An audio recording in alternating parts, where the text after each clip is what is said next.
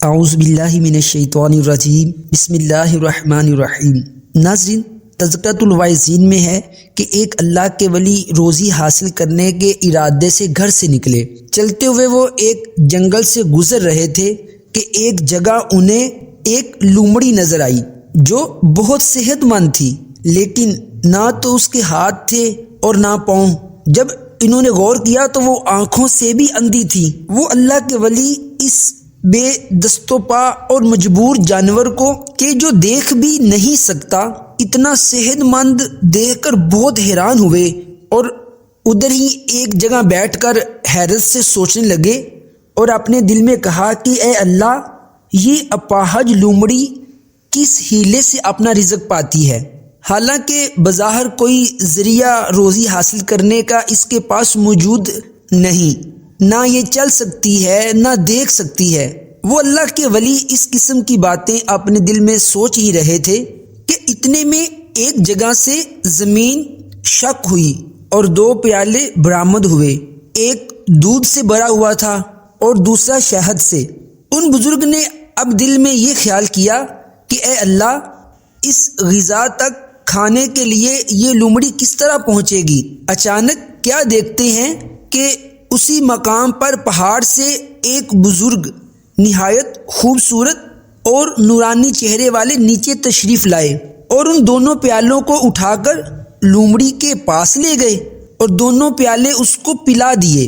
جب وہ نورانی چہرے والے بزرگ واپس پہاڑ کی طرف جانے لگے تو ان بزرگ نے بڑھ کر نورانی چہرے والے کو پکڑ لیا اور پوچھا، آپ کون ہیں؟ انہوں نے جواب دیا، میں اللہ تبارک و تعالیٰ کے فرشتوں میں سے ایک فرشتہ ہوں، اور یہی کام میرے سپرد کیا گیا ہے کہ ہر روز صبح و شام یہاں آؤں اور اس لومڑی کو پیٹ بھر کر غذا کھلاؤں۔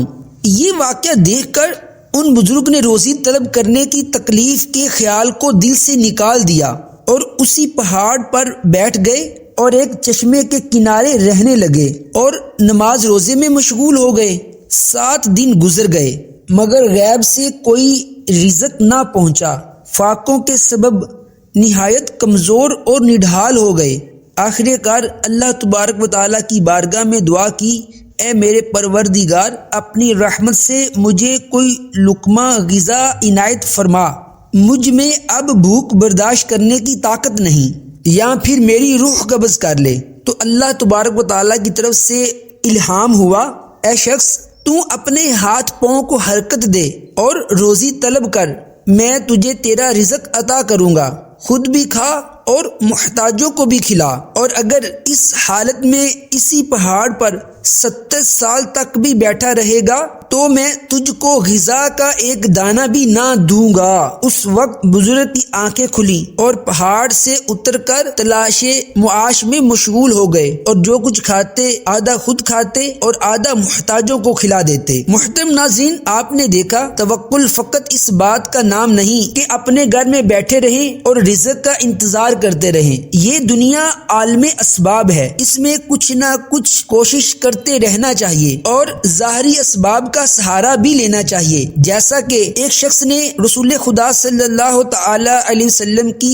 خدمت میں حاضر ہو کر عرض کی، اے اللہ کے نبی، میں نماز پڑھنا چاہتا ہوں، میرے ساتھ اونٹ بھی ہے، میں اس کو یوں ہی چھوڑ دوں اور اللہ پر توکل یعنی بھروسہ کروں؟ تو آپ صلی اللہ علیہ وسلم نے ارشاد فرمایا، پہلے اس کو باندھ لو پھر توکل کرو۔ محترم ناظرین، اس واقعے جو کہ تذکرۃ الواعظین میں لکھا ہوا ہے اور اس حدیث پاک سے ہمیں یہ سیکھنے کو ملتا ہے کہ ہم رزق حلال کمانے کی بھرپور کوشش کریں، یعنی اس کے ساتھ ساتھ اللہ تبارک و تعالیٰ پر توکل بھی کریں، کیونکہ اللہ تبارک و تعالیٰ قرآن پاک میں ارشاد فرماتا ہے، وَأَن لَيْسَ لِلْإِنسَانِ إِلَّا مَا سَعَى، اور انسان کو وہی ملتا ہے جس کی وہ کوشش کرتا ہے۔ ناظرین، اگر آپ کو یہ ویڈیو اچھی لگی ہے تو ویڈیو کو لائک کریں، اگر آپ چینل پر نئے ہیں تو چینل کو سبسکرائب لازمی کر دیجئے، کیونکہ میں اپنے چینل پر اسی طرح کی اسلامی اصلاحی اور معلوماتی ویڈیو بناتا ہوں۔ نیکسٹ ویڈیو تک مجھے اجازت دیجیے، اپنا خیال رکھیے، اللہ حافظ، السلام علیکم ورحمۃ اللہ۔